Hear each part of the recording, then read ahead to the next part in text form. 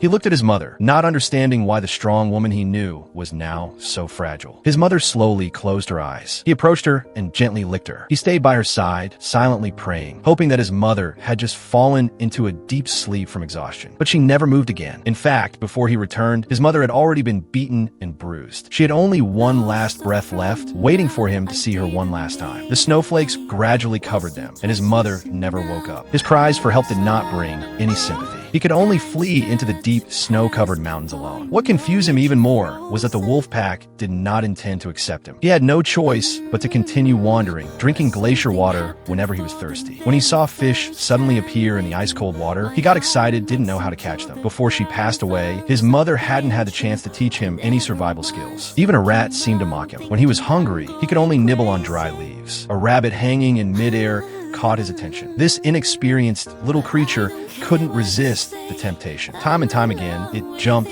trying to catch it, but sure enough, he soon stepped into a trap. The tribal leader heard the noise and came running, but he had never seen a human before, so he had to use his only skill, playing dead. But this didn't work on humans, and he was caught by the leader. However, it didn't hurt him. Instead, they named him White Fang. White Fang gradually grew up. The blood of the wolf gave him an imposing gaze. He always protected the tribe that had adopted him. Yet every time the sun set, he would gaze toward the distant forest, the place where he was born. One day, a boy in search of gold arrived at the tribe. Their eyes met, and the boy reached out his hand, only to be met with White Fang's fierce bark. The tribal leader told him that White Fang was the tribe's guardian, not needing friendliness or friends. Later, the boy went for a walk by the lake and accidentally encountered a brown bear. The bear regarded him as prey, and the boy ran for his life, hiding among some scattered wooden piles. The bear was relentless, using its sharp claws to tear open the hole. The boy could only curl up inside. At that moment, White Fang silently appeared behind the bear. A low growl made the bear notice him. White Fang pretended to be weak,